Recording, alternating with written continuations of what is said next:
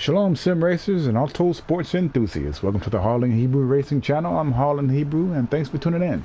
Today I'm doing a tutorial on setting your sensitivity, or as it's termed in F1 2015, your linearity and your saturation and your dead zones for optimizing your steering response to enhance your gameplay. So let's begin. Let's just do a quick assessment of how everything looks and how it handles right out of the box. The settings are set to, I'm going to drive with Nico. Dynamic. No, we don't want dynamic weather. Let's have it clear so we can have the same setting.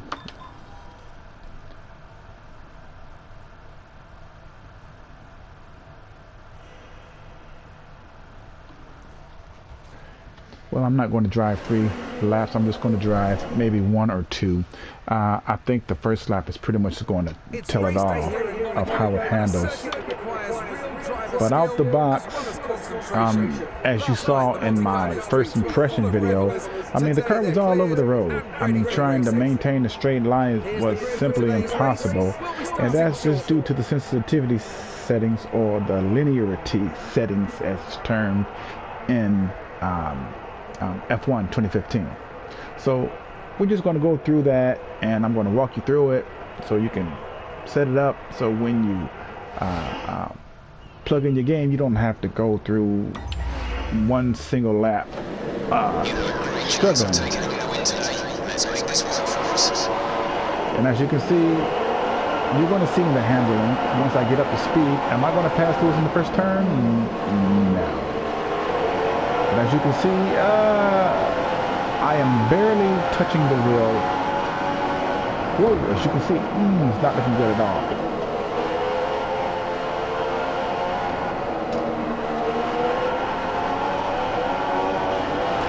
Ooh, see, you can't maintain a straight line. Even though I passed Lewis, it is on amateur level.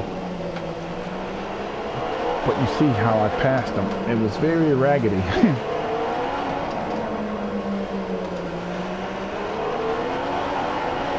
And he's right on my gearbox. And look at the line that I'm driving. I am weavering and tottering, teetering all over the road.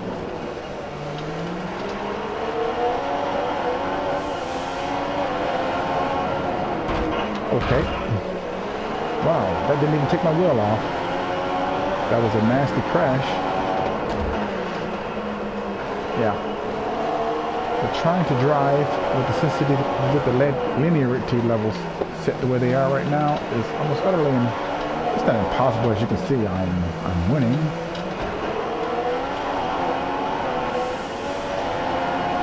Okay, we're just gonna do one quick lap, and that was it. Okay, we're gonna retire from this section. Yes, we're gonna do that. Lewis Hamilton has won today's race with an absolutely sublime drive. He looked going to advance out of that, and what we want to do is we want to back up and navigate to my F1, and you're going to hit your settings, customize settings, advanced wheel settings. That's what you want to do. Now your dead zone, let's go up to dead zone. We're going to set the dead zone about 4 or 5. Your linearity or sensitivity, I think it is.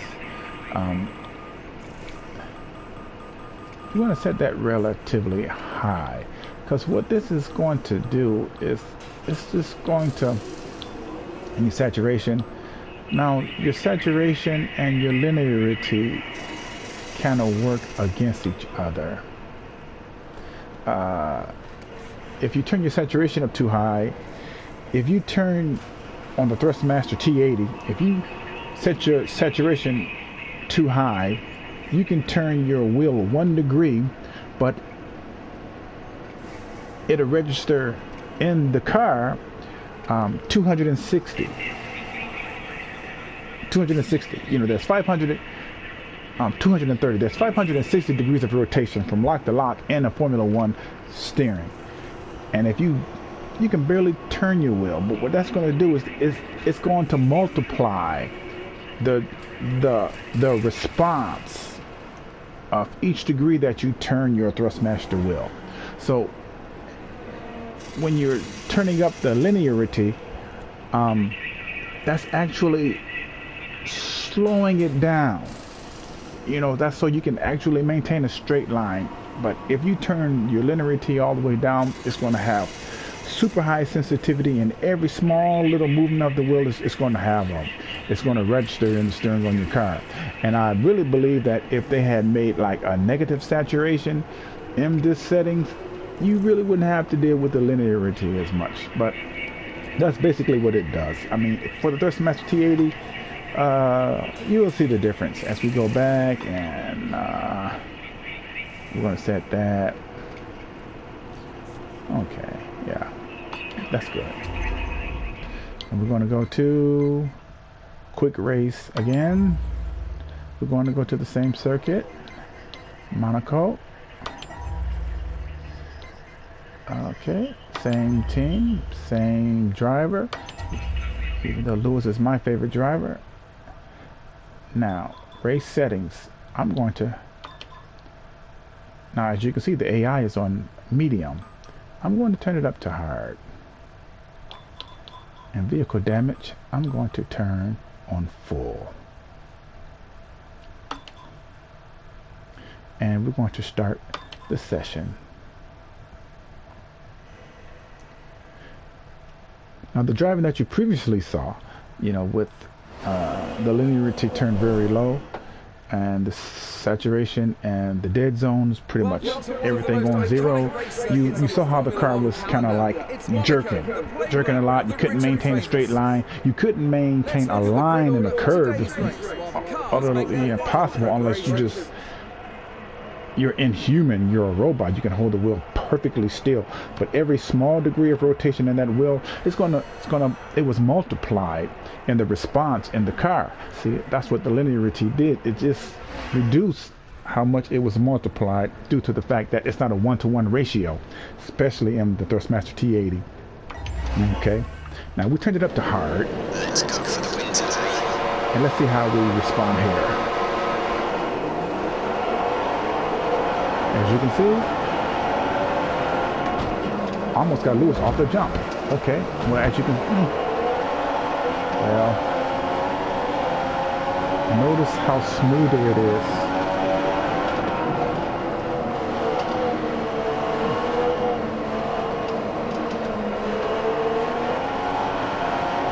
And I turned it up a level too as well.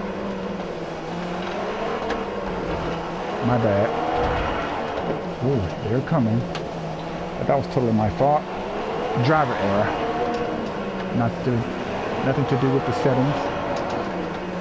I could possibly turn the linearity down a little bit. The car will respond a little bit sharper. But I like, whoa. You can see how it responds through the curve there.